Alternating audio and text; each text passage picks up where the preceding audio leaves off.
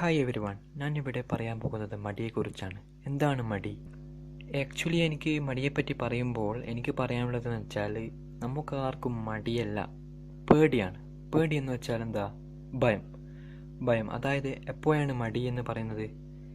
ഒരു ഡ്യൂട്ടിക്ക് പോകാൻ നമ്മൾ ഒരുങ്ങി, ആ ഡ്യൂട്ടിക്ക് പോകുമ്പോൾ നമുക്ക് മടി, ഇന്ന് ഡ്യൂട്ടിക്ക് പോകണ്ടാലോ. എന്താണ് ആ മടി കാരണം? ഇവിടെ വെറുതെ ഇരിക്കുമ്പോഴുള്ള ആ സുഖം നഷ്ടപ്പെടുമല്ലോ എന്നുള്ള ഭയം. അത് അവിടെ പോയാൽ കിട്ടൂലല്ലോ. അതാണ്, ആ പേടിയാണ് നമുക്ക് മടിയായിട്ട് വരുന്നത്.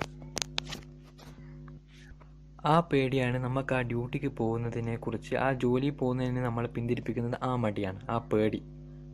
ഈ മടി എന്ന് വെച്ചാൽ ശരിക്കും പറഞ്ഞാൽ പേടിയാണ്. ഈ പേടി മാറ്റിയാൽ നമ്മളെ ജീവിതം സുഖസുന്ദരമായിട്ട് പോകും.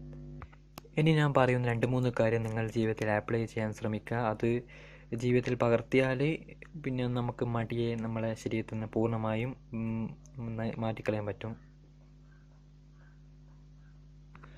ഒന്നാമത് എന്ന് വെച്ചാൽ നോ പറയേണ്ട കാര്യങ്ങളിൽ നോ പറയാൻ പഠിക്കുക. അത് വേണ്ട, അത് വേണ്ടാന്ന് തന്നെ പറയാം. അല്ലാണ്ട് അത് നമ്മൾ ചങ്കുറ്റം അവിടെയാണ് നമ്മൾ കാണിക്കേണ്ടത്. നോ പറയേണ്ട സ്ഥലത്ത് നോ പറയുക. പിന്നെ രണ്ടാമതെന്ന് വെച്ചാൽ, ഞാൻ ജോലി ചെയ്യാൻ ഇഷ്ടപ്പെടുന്നു, I love to do work എന്ന് കണ്ടിന്യൂസ് ആയിട്ട് 100 തവണയെങ്കിലും ഒരു ദിവസം പറഞ്ഞുകൊണ്ടേയിരിക്കുക. അതിങ്ങനെ തുടർച്ചയായി 21 ദിവസം അതുപോലെ തന്നെ പറഞ്ഞ് നമ്മളെ സബ് കോൺഷ്യസ് മൈൻഡിലേക്ക് എത്തിയാൽ അത് പിന്നെ ഓക്കെയാണ്, പിന്നെ രക്ഷപ്പെടും.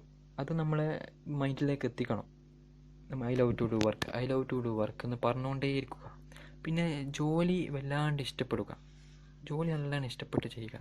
നമ്മൾ ആത്മാർത്ഥതയോടെ ഇഷ്ടപ്പെട്ടുകൊണ്ട് ചെയ്യുക. നല്ല നമ്മളെ കണ്ടിട്ട് വേറെ ആൾ മാതൃകയാണെന്നുള്ള നിലയ്ക്ക് നമ്മളെ മനസ്സ് വിചാരിച്ചിട്ട് നമ്മൾ അങ്ങനെ ചെയ്യണം. നല്ല നിലയ്ക്ക് മുന്നോട്ട് പോകണം. എന്നാലും ഓക്കെ ആയിക്കോളും. എല്ലാവർക്കും നന്മകൾ നേരുന്നു. Okay, by.